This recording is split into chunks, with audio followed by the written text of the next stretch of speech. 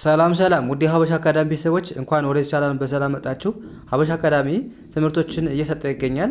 የምንሰጣቸው ትምህርቶችም አማርኛ፣ እንግሊዘኛ፣ ሂሳብ እንዲሁም ሌሎችን ትምህርት እያስተማረ ስለምንገኝ ለመማር የምትፈልጉ ቤተሰቦች ባዮ ላይ ወይም ቪዲዮ ላይ በማስቀመጠው ቁጥር በማንኛውም ሰዓት በመደወል መማር ትችላላችሁ ማለት ነው። እሺ ውድ ቤተሰቦቼ በዛሬው ትምህርታችን ወይም ቪዲዮአችን ደግሞ ከባለፈው የሚቀጥለውን ክፍል 58ኛ ትምህርታችንን ይዤላችሁ መጥቻለሁ ማለት ነው። በቀላሉ የእንግሊዘኛ ክህሎታችንን ማዳበር የምንችልበትን ትምህርት ይዤላችሁ መጥቻለሁ ማለት ነው። ሁልጊዜ የምንጠቀማቸው የእንግሊዘኛ ንግግሮች እዚህ ጋር አሉ። እንዴት በቀላሉ መንገድ አንብበን ትርጉማቸውንስ እንዴት ማወቅ እንችላለን፣ የሆነ ሰው እንደዚህ ብሎ ቢጠይቅንስ እንዴት መመለስ እንችላለን የሚለውን ትምህርት በደንብ እናያለን ማለት ነው። ቪዲዮውን እስከ መጨረሻ ማየት እንዳትረሱ። እንዲሁም ኦንላይን ለማር የምትፈልጉም ቤተሰቦቼ በማንኛውም ሰዓት በመደወል አማርኛም ሆነ እንግሊዝኛ፣ ሂሳብ እንዲሁም ሌሎችን ትምህርት እያስተማረን ስለምንገኝ በፈለጋት ሰዓት ደውላችሁ መማር መከታተል ትችላላችሁ ማለት ነው። አሁን ቀጥታ ወደ ትምህርቱ እንሄዳለን ማለት ነው። መጀመሪያ እንዴት እናንብበው? እዚህ ጋር አሁን ጂ አለ፣ ከዛ ኡ አለ። ስለዚህ ጂኡን ግ ነው የምታነቡት። ጅን እንደ ግ፣ ግ ኦን እንደ ኡ፣ ግ ኡ፣ ዲን ድ ብለን ማንበብ ጉድ ጉድ። ከዛስ ኢን ኢ ብለን ማንበብ፣ ቪኢን ቭ ብለን ማንበብ፣ ኢን አይን ኒ፣ ኢን አይን ኒ፣ ኤንን ን፣ ጂን ግ፣ ኢቪኒንግ ኢቪኒንግ ኢቪኒንግ፣ ጉድ ኢቪኒንግ ጉድ ኢቪኒንግ ምን ማለት ነው? እንዴት አመሸህ፣ እንዴት አመሻችሁ ለማለት ስንፈልግ ምን እንላለን? ጉድ ኢቪኒንግ፣ እንዴት አመሻችሁ ወይም እንዴት አመሸህ ለማለት ስፈልግ ጉድ ኢቪኒንግ ማለት ትችላላችሁ። ኢቪኒንግ ማለት ምሽት ማለት ነው። ጉድ ማለት ደግሞ ጥሩ፣ አሪፍ። ስለዚህ ጉድ ኢቪኒንግ ካላችሁ መልካም ምሽት፣ ሰላም፣ እንዴት አመሸህ፣ እንዴት አመሻችሁ ለማለት ነው የምትጠቀሙት ማለት ነው። ከዛስ አሁንም እዚህ ጋር ምን ይላል? ኤች ኦን እንደ ሃ ማንበብ፣ ኤች ኦን እንደ ሃ፣ ዳብሊውን እንደ ው፣ ሃው፣ ዳብሊኤን ወ፣ ኤስን ድ፣ ወዝ ወዝ፣ ዋይ ኦዩን ዩ፣ አርን ር፣ ዩር ዩር፣ ዲኤን ዴ፣ ዋይን ይ፣ ዴይ ዴይ። ሃው ወዝ ዩር ዴይ፣ ሃው ወዝ ዩር ዴይ ምን ማለት ነው? ቀንህ እንዴት ነበር ወይም ቀንሽ እንዴት ነበር ለማለት ስትፈልጉ ሃው ወዝ ዩር ዴይ ማለት ትችላላችሁ ማለት ነው። እዚህ ጋር እንግዲህ ዛሬ ያው ቀስ ብዬ አነብላችኋለሁ እንጂ በአማርኛ አልጻፍላችሁም እንዴት እንደሚነበብ። እዚህ ጋር ፕሮናንሴሽን በስህተት ነው ደግሜ ጽፌዋለሁ ማለት ነው። ስለዚህ ምን ማድረግ አለባችሁ? በደንብ ተከታተሉ ማለት ነው። ሳነብ ቀስ ብዬ ስለማነብ ይገባችኋል ብዬ አስባለሁ። ስለዚህ ሃው ወዝ ዩር ዴይ ምን ማለት ነው? ዛሬ ቀንህ እንዴት ነበር ወይም ቀንሽ እንዴት ነበር ለማለት ስትፈልጉ ሃው ወዝ ዩር ዴይ፣ ቀንህ እንዴት ነበር ወይም ቀንሽ እንዴት ነበር ባጭሩ። ስለዚህ ሃው ስትሉ እንዴት ነው።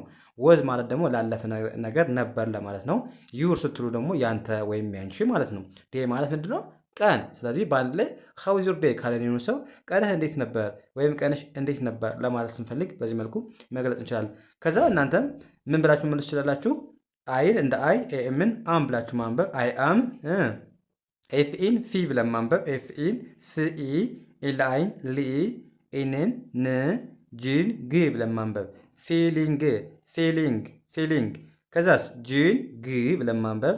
አርኢን ሬ ሬ፣ ቲን ት፣ ግሬት ግሬት። አም ፊሊንግ ግሬት አም ፊሊንግ ግሬት። አም ፊሊንግ ግሬት ምን ማለት ነው? በጣም ደህና ነኝ፣ በጣም ደህና ነኝ ወይም ጥሩ ስሜት ላይ ነኝ፣ ደህና ነኝ ለማለት ስትፈልጉ አም ፊሊንግ ግሬት ማለት ትችላላችሁ። አም ስትሉ ነኝ፣ ፊሊንግ ማለት ስሜት፣ ግሬት ማለት ደግሞ በጣም ጥሩ። ስለዚህ በጣም ጥሩ ስሜት ላይ ወይም በጣም ደህና ነኝ ለማለት ስትፈልጉ አም ፊሊንግ ግሬት፣ አም ፊሊንግ ግሬት ማለት ትችላላችሁ። አም ፊሊንግ ግሬት፣ ያ በጣም ደህና ነኝ። ከዛስ እዚህ ጋርስ ምን ይላል? ዳብሊው ኤች ኤን እንደማንበብ ነው። ዳብሊው ኤች ኤን እንደ ዋ ማንበብ። ቲን ት ብለን ማንበብ። ዋድ ዋድ፣ ዲዩን ዱ፣ ዋይ ኦዩን ዩ፣ ዳብሊው ኤን ወ፣ ኤንን ን፣ ቲንት ውንት ውንት። ዋት ዱ ዩ ወንት፣ ዋት ዱ ዩ ወንት፣ ዋት ዱ ዩ ወንት፣ ዋት ዱ ዩ ወንት ካለን የሆነ ሰው ምን ትፈልጋለህ ወይም ምን ትፈልጋለች ለማለት ዋት ዱ ዩ ወንት ማለት ትችላላችሁ ማለት ነው። ዋት ዱ ዩ ወንት ምን ትፈልጋለህ፣ ምን ትፈልግ። ዋት ስትሉ ምን እያላችሁ ነው? ዲዩ አንተ ወይም አንቺ፣ ወንት ምንድን ነው? መፈለግ፣ ፍላጎት። ስለዚህ ዋት ዱ ዩ ወንት ካለን የሆነ ሰው ምን ትፈልጋለህ ወይም ምን ትፈልጋለች እያለን ነው። ከዛ እናንተ ምን ብላችሁ መመለስ ትችላላችሁ? የምትፈልጉትን ነገር አይ ትላላችሁ። ዳብሊው ኤን ወ፣ ኤንን ን፣ ቴን ት ብለን ማንበብ።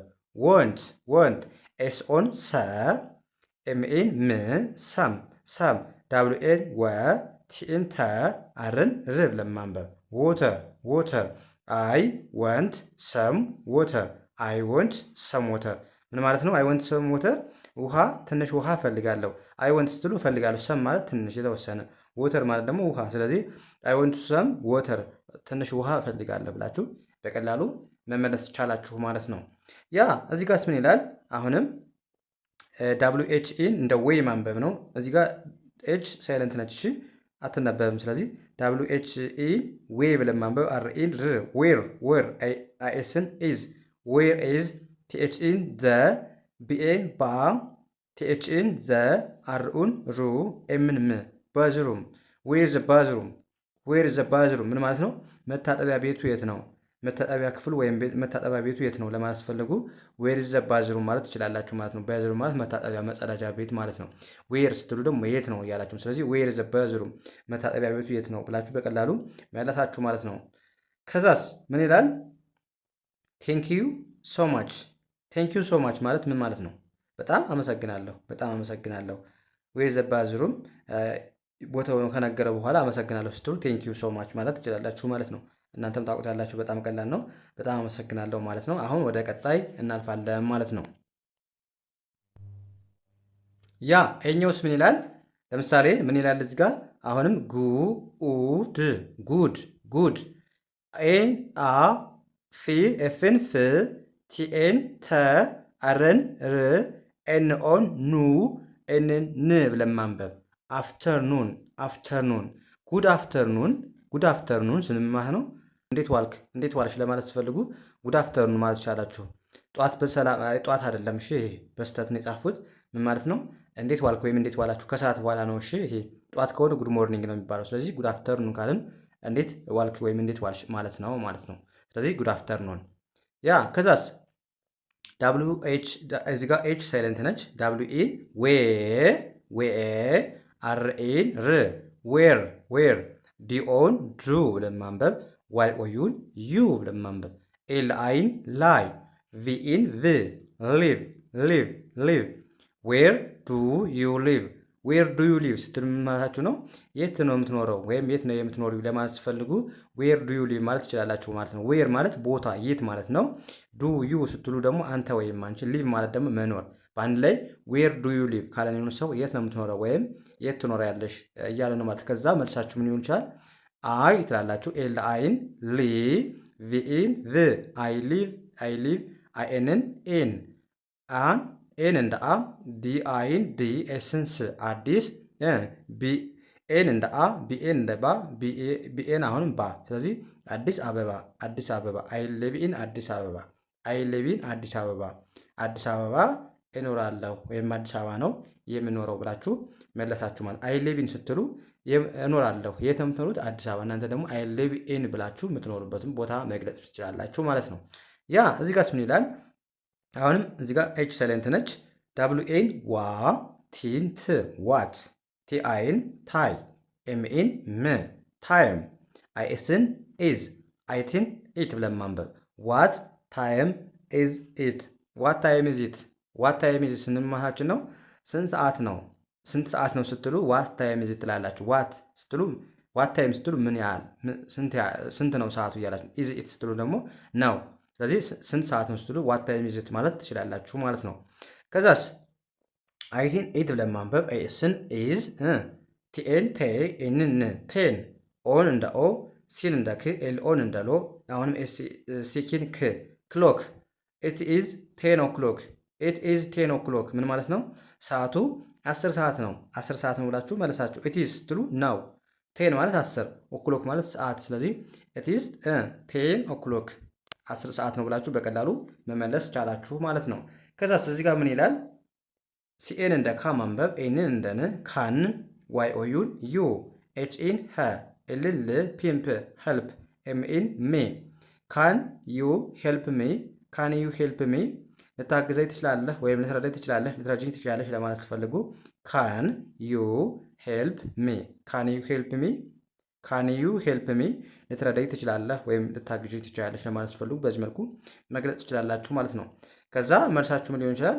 ኤስዩን ሹ ብለን ማንበብ፣ አርኤን ር፣ ሹር ሹር፣ አይ ሲኤን ካ፣ ኢንን አይ ካን፣ ኤችኤ ሄ፣ ኤልን ል፣ ፒምፕ ሄልፕ፣ ዋይ ኦዩን ዩ ብለን ማንበብ፣ ሹር አይ ካን ሄልፕ ዩ፣ ሹር አይ ካን ሄልፕ ዩ፣ አዎ እረዳሃለሁ ወይም አዎ እረዳሻለሁ፣ አዎ እግዝሻለሁ ለማለት ስትፈልጉ ሹር አይ ካን ሄልፕ ዩ ማለት ትችላላችሁ ማለት ነው። አዎ መርዳት ትችላለህ ብላችሁ በቀላሉ መለሳችሁ ማለት ነው።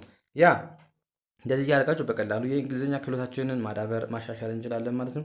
ስለዚህ እናንተም በቀላሉ በዚህ መልኩ መለማመድ ትችላላችሁ ማለት ነው። እንደዚህ ካደረጋችሁ በእርግጠኝነት አሪፍ ለውጥ ይኖራችኋል ማለት ነው። የምንለቃቸውን ልጆች ሳሰለችሁ እስከ መጨረሻው ማየትና መከታተል ከቻላችሁ አሪፍ ለውጥ ይኖራችኋል ማለት ነው። ስለዚህ የዛሬ ትምህርታችን እዚህ ጋር እናበቃለን። ቀጣይ በሌላ ትምህርት እስከምንገናኝ መልካም የተመኙላችሁ ሰናይ